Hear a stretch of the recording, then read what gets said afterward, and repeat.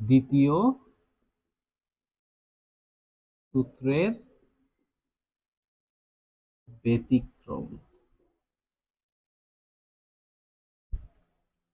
এখন প্রথমে আমাদের জানতে হবে মেন্ডেলের দ্বিতীয় সূত্রটা কি আসলে, এইটুকু আমাদের একটু জেনে যাইতে হবে।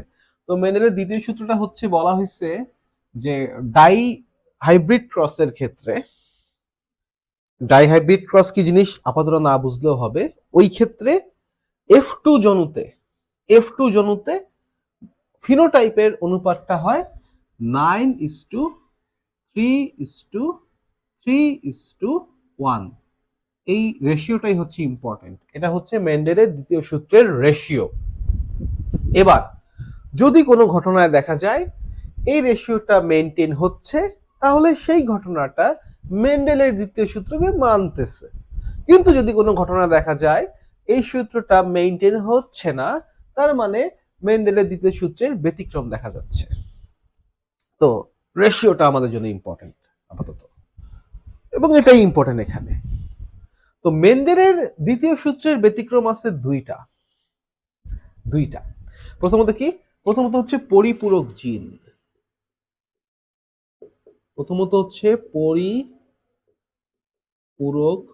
জিন। দ্বিতীয়ত হচ্ছে প্রকট এপিস্ট্যাসিস। এখন তোমরা বলো ভাইয়া না, আরেকটা আছে বইয়ের মধ্যে লেখা আছে। হ্যাঁ আমি জানি আরেকটা বইয়ের মধ্যে লেখা আছে, সেটা হচ্ছে দ্বৈত প্রচ্ছন্ন এপিস্ট্যাসিস। দ্বৈত প্রচ্ছন্ন এপিস্ট্যাসিস। এখন ভাই ব্যাপারটা হচ্ছে, ওই দ্বৈত প্রচ্ছন্ন এপিস্ট্যাসিস হচ্ছে আসলে পরিপূরক জিনের আরেকটা নাম। কারণ আমাকে যদি বলে যে অমুক টুর্নামেন্টে 4টা দল অংশ নিচ্ছে, বা অমুক টুর্নামেন্টে 3টা দল অংশ নিচ্ছে, বাংলাদেশ, ভারত আর ইন্ডিয়া, তো ব্যাপারটা আমার কাছে শুনতে খুব একটা যুক্তিযুক্ত মনে হবে না। কারণ আমি জানি ভারত আর ইন্ডিয়া একই দেশের দুইটা নাম। একই রকম কেউ যদি আমাকে বলে যে মেন্ডেলের দ্বিতীয় সূত্রের ব্যতিক্রম 3টা, পরিপূরক জিন, দ্বৈত প্রচ্ছন্ন এপিস্টেসিস আর প্রকট এপিস্টেসিস, এটাও আমার কাছে খুব একটা লজিক্যাল লাগে না। কারণ পরিপূরক জিনেরই আরেকটা নাম হচ্ছে দ্বৈত প্রচ্ছন্ন এপিস্ট্যাসিস। তো এটার মধ্যে যাওয়ার আগে আমাদের আগে একটু বুঝতে হবে যে জিন কিভাবে কাজ করে। আমি তোমাদের 2টা মিনিট সময় নিব জিন কিভাবে কাজ করে সেটা বোঝানোর জন্য। তো আমি এখানে জিনিসটা দেখাই, মুছে ফেলবো জিনিসটা দেখানোর পর। দেখো, প্রথমে আমাকে বলো ভাইয়া জিন কাকে বলে, হোয়াট ইজ জিন? জিন কাকে বলে? আমি যখন ক্লাসে জিজ্ঞেস করি জিন কাকে বলে, তখন তোমরা কি অ্যান্সার দাও? যে বংশগতির ধারক ও বাহককে জিন বলে, হ্যাঁ, বা ক্রোমোজোমের একককে জিন বলে, এরকম বিভিন্ন রকম সংজ্ঞা দাও। সবার সংজ্ঞায় কিন্তু আমি সাদরে গ্রহণ করি, সবার সংজ্ঞায় ফেয়ার এনাফ, কিন্তু কারোর সংজ্ঞাটাই পারফেক্ট না। ব্যাপারটা হচ্ছে এমন, আমি যদি তোমাকে জিজ্ঞেস করি সাকিব আল হাসান কে, তুমি যদি উত্তর দাও সাকিব আল হাসান, ও তো একজন মানুষ, অ্যান্সারটা সত্য, বাট পারফেক্ট না। এই অ্যান্সার দিয়ে আমি সাকিব আল হাসানকে খুঁজে বের করতে পারবো না। একই রকম তুমি যখন বলো, কারণ মানুষ তো আরো অনেকে আছে, আমিও তো মানুষ, আমি গরিবও তো একটা মানুষ, তাই না? সাকিব আল হাসানও মানুষ, আমিও তো মানুষ। একই রকম তুমি যখন আমাকে বলো যে বংশগতির ধারক ও বাহক জিন, এই কথাটা, এই উক্তিটা ক্রোমোজোমের জন্য প্রযোজ্য, ডিএনএ, আরএনএ এবং কোষের জন্য প্রযোজ্য। সবাই কিন্তু বংশগতির ধারক ও বাহক। তাহলে এই সংজ্ঞাটা ঠিক আছে, সত্য কথা, বাট এটা সংজ্ঞা মাপকাঠিতে কতটা উন্নত আমি জানি না। তাহলে জিন জিনিসটা কি? ডিএনএ যেসব খণ্ড থেকে আরএনএ তৈরি হয়, আমরা জানি ডিএনএ কিছু স্পেসিফিক খণ্ড আছে, সব জায়গায় কিন্তু না, ডিএনএ স্পেসিফিক খণ্ড। এটা নিয়ে আমি হচ্ছে সেন্ট্রাল ডগমার ক্লাসে আলোচনা করছি, তোমরা আমাদের চ্যানেলে দেওয়া আছে, দেখে নিও। যেসব স্পেসিফিক অংশ থেকে আরএনএ তৈরি হয় তাকে জিন বলে। তাহলে দেখো এরকম আরএনএ তৈরি হয়েছে, এই খণ্ডগুলোর নাম হচ্ছে কি? জিন। আরএনএ থেকে আবার প্রোটিন তৈরি হয়। এখন ঘটনা হচ্ছে এই প্রোটিনটা আসলে কি? আরএনএ যে প্রোটিনটা তৈরি করে সেটা বেসিক্যালি হয় এনজাইম। সেটা বেসিক্যালি কি হয় ভাইয়া? এনজাইম হয়। কি হয়? এনজাইম। এবং আমরা জানি এনজাইম কি করে? এনজাইম বিভিন্ন রকম রাসায়নিক বিক্রিয়ায় সাহায্য করে। তো মনে করো একটা প্রাণীর ন্যাচারালি সাদা হওয়ার কথা। কি হওয়ার কথা ভাইয়া? সাদা হওয়ার কথা। তবে সেই প্রাণীকে মাঝে মধ্যে আমরা রঙিন অবস্থাতেও পাচ্ছি। এখন দেখো, ওই প্রাণীকে আমি যদি সাদা থেকে রঙিন করতে চাই আমাকে কি করতে হবে? আমার এই ডিএনএ কি সরাসরি রঙিন কোন একটা পদার্থ তৈরি করবে? না। আমরা অনেকেই ভাবি যে ডিএনএ থেকে আরএনএ তৈরি হয়, আরএনএ থেকে রঙিন একটা প্রোটিন তৈরি হবে, খেলা শেষ। না, আরএনএ তৈরি করা হচ্ছে এনজাইম। এই এনজাইমটা এই যে সাদা থেকে রঙিন হওয়ার জন্য যে রাসায়নিক বিক্রিয়া দরকার, আমরা যদি বিক্রিয়ায় কিন্তু পদার্থের বর্ণ পরিবর্তন হয়, যেমন লোহার রং যদি হয় কালো, সেই লোহার মধ্যে মরিচা পড়লে সেটা লাল হয়ে যায়। বা লোহার রং আসলে সাদা, বিশুদ্ধ লোহার রং সাদা, সেই লোহায় মরিচা পড়লে সেই লোহার রং হয়ে যাবে কি লাল। তাহলে দেখো, এখানে যদি আমরা একটা বিক্রিয়া ঘটাতে পারি তাহলে সাদা রংটাই কি হয়ে যাবে, রঙিন রং হবে। আর আমাদের বডিতে যে বিক্রিয়া ঘটে সেই বিক্রিয়াগুলোর গতি খুবই কম হয়, তাই তাদেরকে দ্রুত গতি সম্পন্ন করার জন্য দরকার হয় এনজাইম। তো দেখো, আমার এই যে জিন ছিল, জিন থেকে আরএনএ তৈরি হবে মাঝখানে, তারপর লাস্টে আসবে হচ্ছে এনজাইম। এই এনজাইমটাই এই বিক্রিয়াটা ঘটায় দিবে, এই বিক্রিয়াটাকে পজিটিভলি স্টিমুলেট করবে, এবং সেক্ষেত্রে সাদা হয়ে যাবে কি ভাইয়া, রঙিন। অর্থাৎ ব্যাপারটা একটু উল্টা দিকে যাও, যদি আমি রঙিন করতে চাই আমাকে বিক্রিয়া ঘটাতে হবে, বিক্রিয়ার জন্য আমার এনজাইম থাকতে হবে, এনজাইম তৈরির জন্য আমার জিন থাকতে হবে। তাহলে যদি আমার শরীরে জিনটা থাকে, আমি এনজাইম তৈরি করে আমার রং হয়ে যাবে কি রঙিন। আর আমার শরীরে জিন না থাকলে এনজাইম তৈরি হবে না, বিক্রিয়া হবে না, আমার রং থেকে যাবে সাদা। আমি আবারও বলতেছি, জিন যদি থাকে, জিনের প্রভাবে এনজাইম তৈরি হবে, এনজাইম বিক্রিয়া ঘটায় রং রঙিন করে দিবে। আর জিন না থাকলে এনজাইম তৈরি হবে না, বিক্রিয়াও হবে না, রং সাদা সাদাই থেকে যাবে। এই হচ্ছে জিনের কাজ করার কৌশল, এটা হচ্ছে জিনের কাজ করার কৌশল। এখন আমাদের যে বৈশিষ্ট্যগুলো আছে সেগুলো ইউজুয়ালি একটা বিক্রিয়ার মাধ্যমে নির্ধারিত হয়, তবে কিছু কিছু বৈশিষ্ট্য নিয়ন্ত্রণে দুইটা বিক্রিয়ার দরকার হয়। যেমন হচ্ছে একটা পরিপূরক জিন। পরিপূরক মানে কি, একা একা করতে পারে না। যেমন বলা হয় পুরুষ নারীর পরিপূরক, তার মানে নারীরা একা একা সবকিছু করতে পারে না, পুরুষের একটু সাহায্যের দরকার হয়। একই রকম এখানেও একটা জিন আরেকটা জিনকে পরিপূরণ করে, হেল্প করে, কাজে হেল্প করে। তাহলে কিভাবে করে দেখো, ওই যে মিষ্টি মটরের কথা বলছে বইয়ে, সাদা ফুলযুক্ত মিষ্টি মটর, তো আমি ওইসব বুকিশ ইনফো নিয়ে বসি নাই, আমাকে বেসিক কনসেপ্ট বুঝাইতে আমি আসছি। তো পরিপূরক জিনে কি হচ্ছে, মনে করো একটা মটর সাদা হওয়ার কথা, এখন সেই মটরটাকে আমরা বেগুনি রঙেও পেতে পারি। আমরা শিখেছি এই যে বৈশিষ্ট্যের জন্য কিন্তু কি থাকবে, পিছনে কিছু বিক্রিয়া কাজ করবে।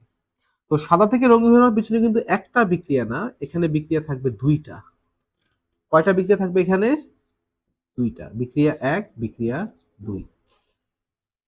হ্যাঁ, তাহলে আমি ধরলাম এটা হচ্ছে প্রথম বিক্রিয়া, দরকার হয় এনজাইম এ, দ্বিতীয়টায় দরকার হয় এনজাইম বি।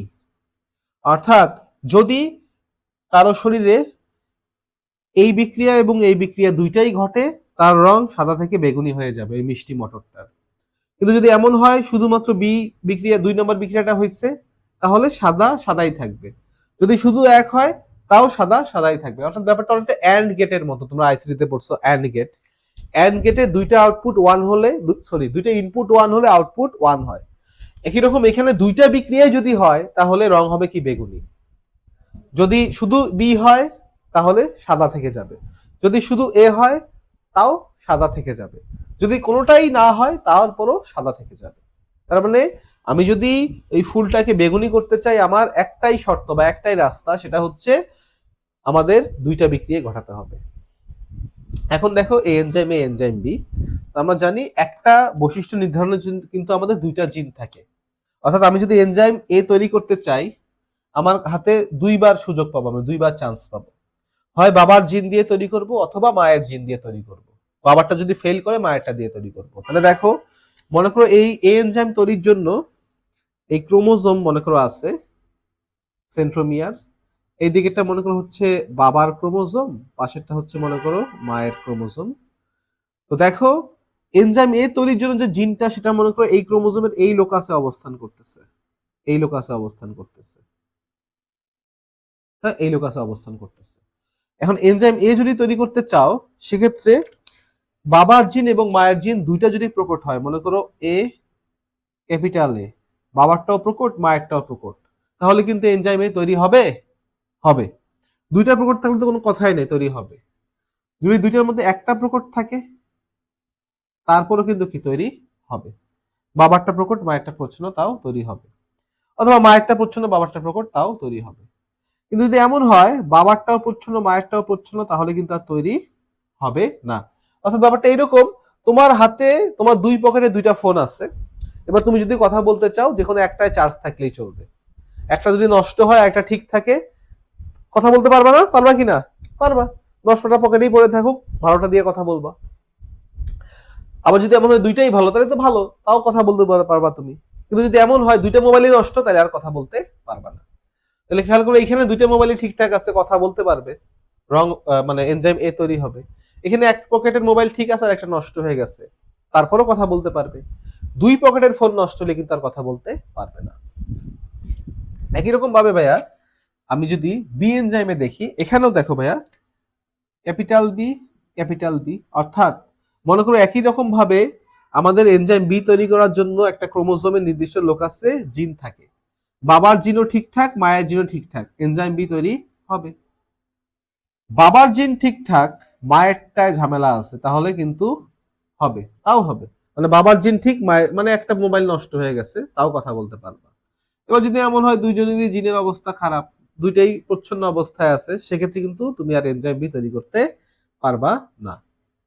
এখন আমাদের শর্ত হচ্ছে এনজাইম এও তৈরি হইতে হবে, এনজাইম বিও তৈরি হতে হবে, দেন অ্যান্ড অনলি দেন রংটা হবে কি ভাইয়া? বেগুনি। তাহলে তোমরা আমাকে এখন কিছু কন্ডিশন বলবা, আমি লিখবো, তোমরা আমাকে বলবা এখানে কোনটায় বেগুনি হবে কোনটায় তোমার সাদা হবে। হুম, বলো দেখি ভাই এখানে কি রকম হবে? এ এ বলো, তুমি বলো কি হবে এখানে, সাদা হবে না বেগুনি হবে? হ্যাঁ, হ্যাঁ, কারণ দেখো, হ্যাঁ, দুইটা কিন্তু কি হচ্ছে ভাইয়া? তৈরি হচ্ছে না? তাহলে যদি যেহেতু এনজাইম এ একটা অ্যাক্টিভ আছে, সরি জিন এ অ্যাক্টিভ আছে, এনজাইম এ তৈরি হবে, জিন বি অ্যাক্টিভ আছে তাই এনজাইম বিও তৈরি হবে। তাহলে এখানে রংটা হয়ে যাবে কি ভাইয়া? বেগুনি। ওকে, বলো দেখি ভাই এখানে কি হবে, এখানে কি হবে? সাদা। এখানে কিন্তু কি হবে ভাইয়া? সাদা হবে। কারণ দেখো এনজাইম এ তৈরি হবে কিন্তু এনজাইম বি তো এখানে তৈরি হবে না, তাই রং হয়ে থাকে যাবে যাবে কি সাদা।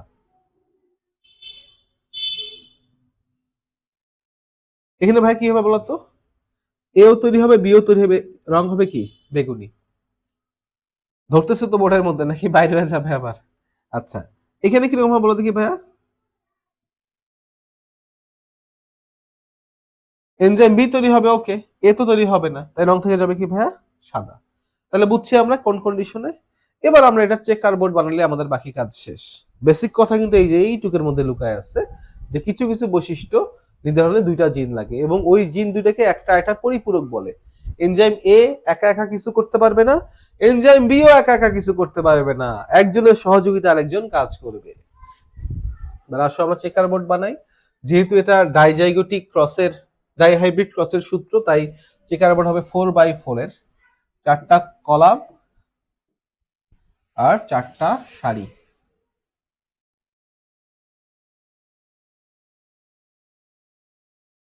হ্যাঁ, এদিকে দেখালাম আমি বাবা, এদিকে দেখালাম মা। এবার আমি জেনেটিক্স গুলো এইভাবে নিতে পারি, বাবারটা নিলাম হচ্ছে capital A, capital B, capital A, small B, small A, capital B, small A, small B. অর্থাৎ বাবার জেনেটিক্স এই 4 রকম হতে পারে, capital capital, capital small, small capital, small small. একই রকম মায়েরটাও।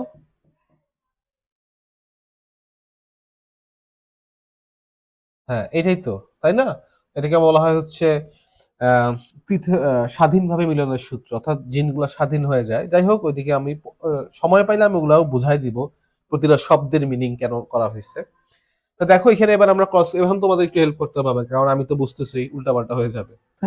এই বক্সে কি আসবে বলো দেখি? ক্যাপিটাল ক্যাপিটাল ক্যাপিটাল ক্যাপিটাল, তাই না? ক্যাপিটাল ক্যাপিটাল ক্যাপিটাল ক্যাপিটাল, এই বক্সে কি হবে? এটা আমি আর বলতে চাচ্ছি না, বলতে গেলে আমি লিখতে ভুল করে ফেলবো।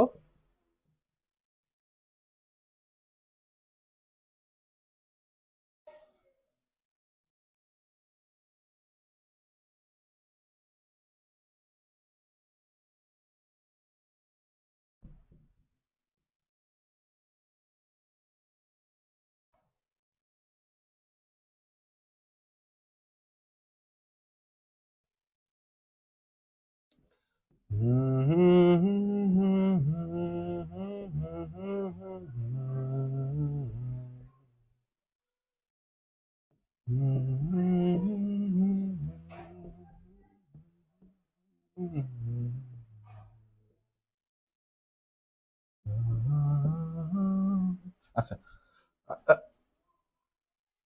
আচ্ছা, দেখো এখানে এইরকম হইতে পারে, ভুল করছি নাকি কোথাও, দেখো তো সব ঠিকঠাক আছে। হ্যাঁ, ওকে। তাহলে এখন তোমরা আমাকে বলবা কোনটায় কোনটা মিষ্টি বেগুনি ফুল হবে, যেটা যেটা বেগুনি হবে আমি গোল্লা করে দিচ্ছি, বেগুনি কালার দিয়ে, নীল কালার আছে গরিবের বেগুনি যাই বলো, বেগুনি করে দিব। বলো এটা কি হবে, বলো। বেগুনি, তাই না? দুইটা জিনিস অ্যাক্টিভ। এটা কি হবে, এটা কি হবে, এটা কি হবে, বেগুনি। এটা কি হবে, এটা কি হবে, সাদা। এটা, এইটা, এইটা, এইটা, এইটা, এইটা, এইটা, এইটা, এইটা, এইটা, সাদা। তাহলে এবার গণন্ত ভাইয়া কয়টা? চার, চার দুই আট, কয়টা হয়েছে? আরেকটা থাকার কথা তো, আরেকটা কোথায় গেল? নয়টা হওয়ার কথা। উম আরেকটা কোথায় হারায় গেল দেখো তো। উম,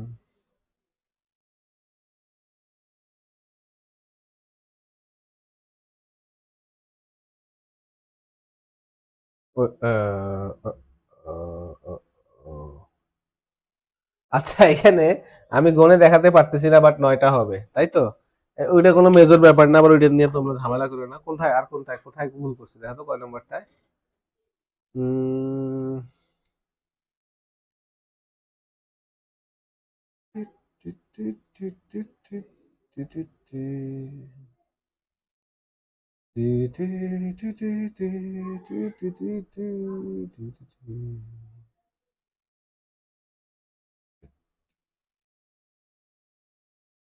একটা মনে হয় বেশি করছি।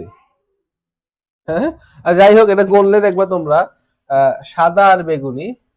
তোমরা মেহেরবানি করে এটা নিয়ে ঝামেলা করো না। তোমরা সবাই বইয়ে দেখে নিয়ে বই কিভাবে করছে, চেকার বোর্ডটা বই ফলো করো। চেকার বোর্ড আমি কোথায় এখানে একটা বেশি করছি বুঝছো, কোথাও একটা। হ্যাঁ, সাদা হবে হচ্ছে বেগুনি হবে হচ্ছে নয়টা, সাদা হবে কয়টা?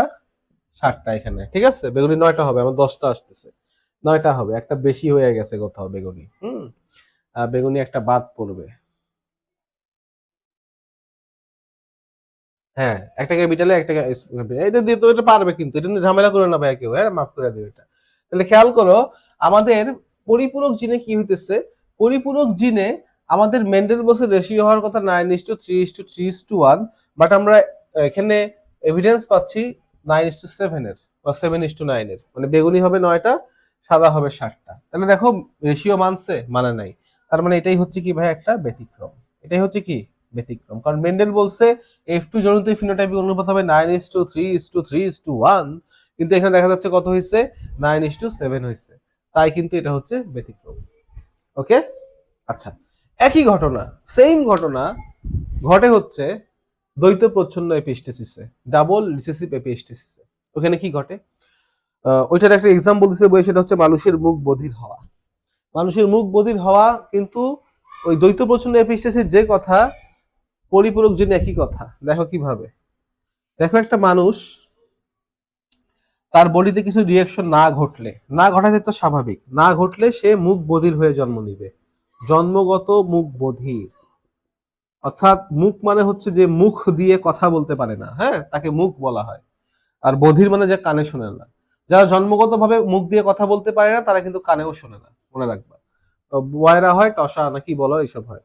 এখান থেকে একটা মানুষ কিন্তু স্বাভাবিক হয়ে যেতে পারে। কি হয়ে যেতে পারে ভাইয়া? স্বাভাবিক হয়ে যেতে পারে। এখন একটা মুখ বধির মানুষকে স্বাভাবিক করার জন্য দুইটা বিক্রিয়ার দরকার হয়। একই মেকানিজম।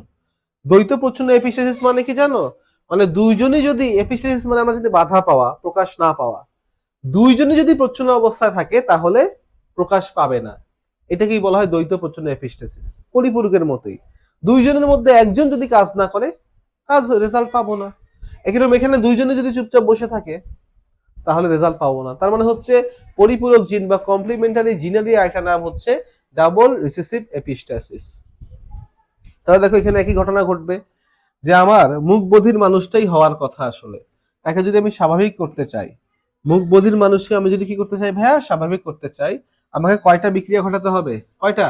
দুইটা। দুইটা বিক্রিয়া ঘটালে একই ঘটনা। প্রথম বিক্রিয়া এনজাইম এ লাগবে, দ্বিতীয় বিক্রিয়া এনজাইম বি লাগবে। তারপরের কাহিনী আমরা জানি। একই রকম চেকার বোর্ড বানাবা। হ্যাঁ, তা এই চেকার বোর্ডে একটু তারপর একটু প্র্যাকটিস করাই, বলো দেখি ভাই এই মানুষটা কেমন হবে, মুখ বধির নাকি স্বাভাবিক? হ্যাঁ, এই মানুষটা হবে কিরকম? স্বাভাবিক হবে, তাই না? দুইটা জিনিস যেহেতু অ্যাক্টিভ। এই মানুষটা কেমন হবে? হ্যাঁ, এই মানুষটা হবে মুখ বধির, কারণ মুখও হবে বধিরও হবে, কিন্তু দুইটাই হবে। এই মানুষটা কেমন হবে? এ হবে মুখ বধির। মানে যে বয়রা সে কিন্তু মানে যে বোবা সে টসাও হবে, কোনো টেনশন নেই। বোবা হলে টসাও হবে একসাথে। বোবা পাইছি মানে টসা, সেটা কিন্তু জন্মগত। কিন্তু জেনেটিক্সটা কিরকম সেটা আমাদের বুঝতে হবে। হ্যাঁ, এই মানুষটা কেমন হবে? দেখা যাচ্ছে? হ্যাঁ, এই মানুষটা কেমন হবে? এটাও স্বাভাবিক হবে, তাই না? এগুলো স্বাভাবিক হবে, আর এই যে এই দুইজন হবে বোবা। তাহলে এইভাবে তুমি যদি মেকানিজমে ফেলাই একই ঘটনা ঘটবে। এবং এখানে আসো আমরা রেশিওটা এবার দেখব। রেশিও করলে দেখা যাবে স্বাভাবিক মানুষ ভার্সেস ইস্টু মুখ বধির। স্বাভাবিক পাবা হচ্ছে 9 জন, মুখ বধির পাবা কয়জন? 7 জন। তাহলে আমাকে মেন্ডেল বলছিল রেশিও হবে 9:3:3:1, কিন্তু এখানে কত পাওয়া যাচ্ছে? 9:7 পাওয়া যাচ্ছে। তোমরা অনেকে আমার কথা নিয়ে একটু খটকায় আছো যে ভাই বই আলাদাভাবে লিখলো কেন। তো আমি কিন্তু দেখো প্রমাণের অভাব নেই এখানে। দ্বিতীয় একটা প্রমাণ দেখো, যে পরিপূরক জিনের রেশিও হয় কত? 9:7। আবার দ্বৈত প্রচ্ছন্ন রেশিও হয় 9:7। এটাও কিন্তু একটা দুর্বল প্রমাণ, বা প্রমাণ বলতে পারি এর সপক্ষে, যে পরিপূরক জিন আর দ্বৈত প্রচ্ছন্ন এপিস্টেসিস একই কথা। আর আমি যে জিনিসটা দেখাইছি বিক্রিয়ার মেকানিজম, এটা দেখার পর তো আর কোনো সন্দেহ থাকার কথাই না কারো, যে দুইটা আসলে একই জিনিস। তারপর আমরা বইয়ের এক্সাম্পলগুলো একটু ফলো করব। পরিপূরক জিন দেখা যায় কোথায়? মিষ্টি সাদা ফুলযুক্ত মিষ্টি মটরে। আর দ্বৈত প্রচ্ছন্ন মানুষের মুখ বধির এবং স্বাভাবিক হওয়ার ক্ষেত্রে। ওইভাবে আমরা পরীক্ষায় আসলে অ্যান্সার করব। বাট আসলে দুটো একই জিনিস, দুটার মেকানিজম সেম, দুটার রেশিও কিন্তু সেম, কোনো পার্থক্য নাই। মুখ বধিরের জায়গায় লিখবা সাদা, স্বাভাবিকের জায়গায় লিখবা বেগুনি, তাইলেই একই জিনিসটা ভাই, তাই তো আমি করলাম, আর কিছু করতে হয় নাই। এবার আসো আমরা দেখবো প্রোকোট এপিস্টেসিসে। কোনটা? এইটা? এটা ছোট বি, এটা নিচেরটা? এটা ছোট বি হবে, হ্যাঁ এই যে পাওয়া গেছে, এতক্ষণে পাইছে। হ্যাঁ, এইটা কিন্তু সাদা হবে। হ্যাঁ, হ্যাঁ, তাহলে এবার দাও 9, দেখো 9টাই কিন্তু 1 2 3 4 5 6 7 8 9, 9টা। হ্যাঁ, 9টা হবে স্বাভাবিক, 7টা হবে মুখ বধির। হ্যাঁ, এখানে ভুল হয়েছিল। তো এই ব্যাপারে আমি একটা কথা বলি, সেটা হচ্ছে হম বড় বড় লোকদের ছোট ছোট ভুল অতি রেহাতি হ্যাঁ। হ্যাঁ, অথবা ছোট ছোট লোকদের বড় বড় ভুল অতি রেহাতি হ্যাঁ। তো এই থিওরি অনুযায়ী যদি টুকটাক একটু ভুল হয় তোমরা কিন্তু একটু ইগনোর করবা। হ্যাঁ, এটা কোনো ব্যাপারই না আসলে। এটা আমি জানি তোমরা আমার চেয়ে ভালো করতে পারো, যেমন এই যে স্টুডেন্ট ধরে ফেলছে, হ্যাঁ কোথায় ভুলটা করছে। আচ্ছা, এখন এখন আমরা দেখবো হচ্ছে প্রোকোট এপিস্টাসিস।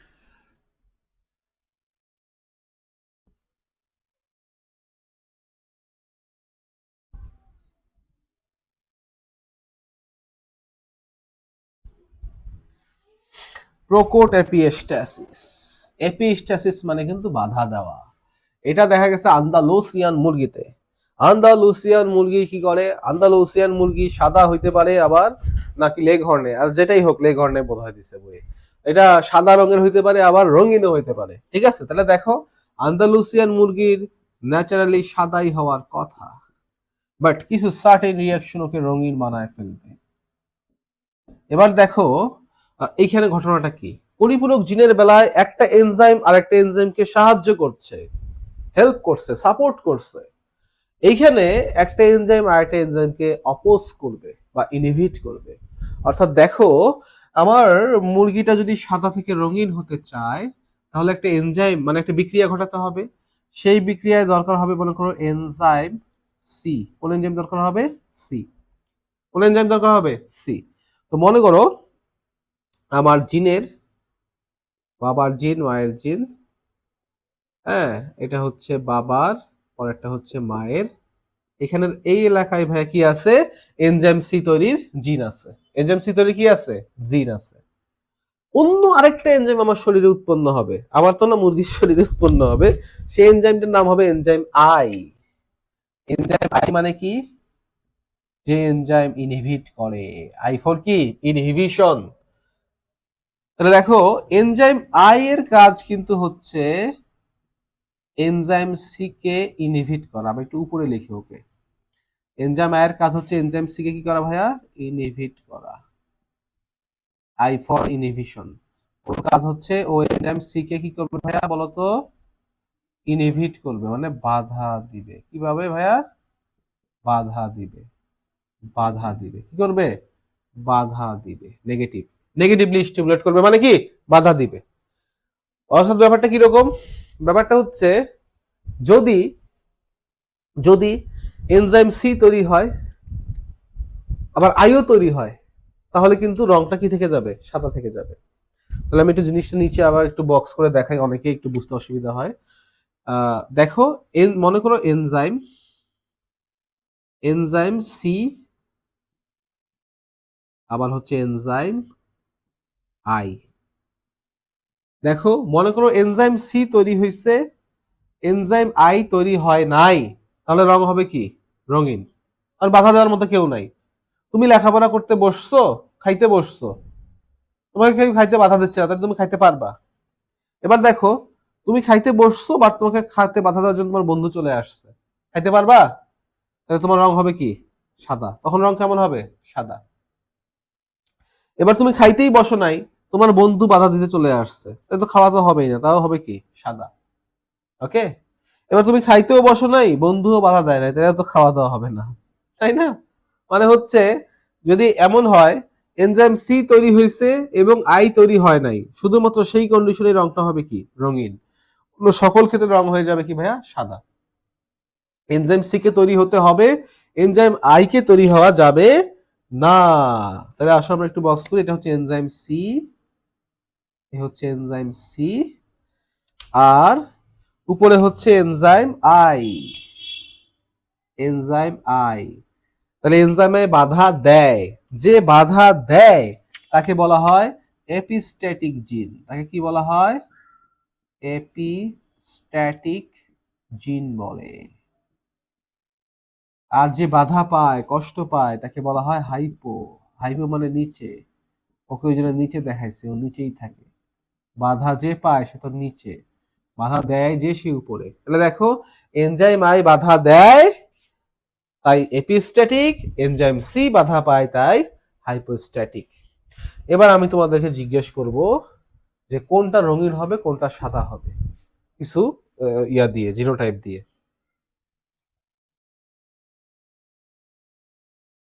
এটা কেমন হবে বলো তো ভাইয়া? রঙিন না সাদা? এটা কেমন হবে?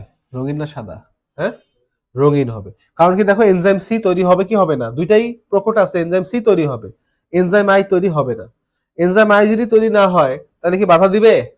দিবে না। তাহলে দেখো, এটা হয়ে যাবে কি ভাইয়া? রঙিন। আমি শুধু র লিখলাম, রঙিন হবে। এইটা ভাইয়া বলো দেখে কি হবে? হ্যাঁ, এটা হবে সাদা। কারণ দেখো, এনজাইম সি তো তৈরি হয় নাই, আই আইও তৈরি হয় নাই, তাহলে সাদাই থাকবে। এইটা ভাইয়া কি হবে?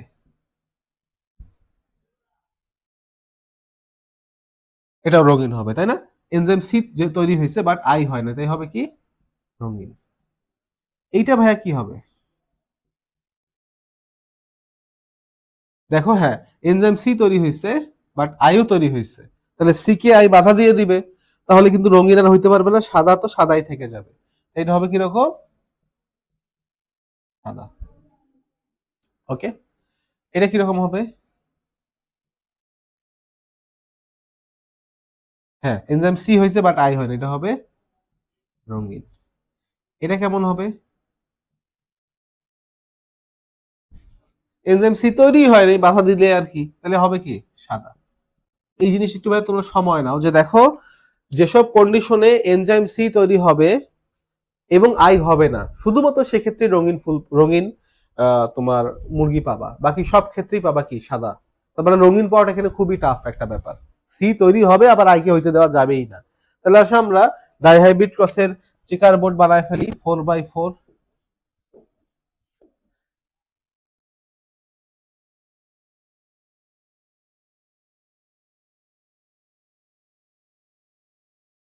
এদিকে দিব বাবা, এদিকে দিব হচ্ছে মা। বাবার জেনেটিক্সটা দিব এরকম C capital capital capital small small capital small small. এখানে capital capital capital small small capital small small. এবার একটু তুমি দেখো, এবার যাতে আবার ভুল না হয়।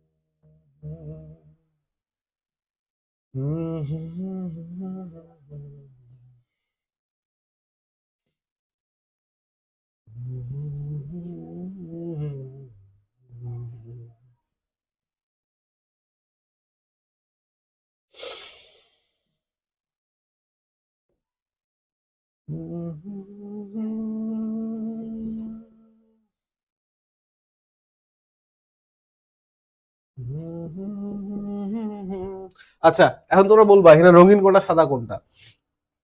যেগুলো সাদা হবে, হুম, যেগুলো রঙিন হবে ওগুলোকে আমি লাল কালি দিয়ে মার্ক করে দিই, আর বাকিগুলো তাহলে কি সাদা। হ্যাঁ, তাহলে আমরা বের করবো হচ্ছে রঙিন আর সাদা, রঙিন আর সাদা।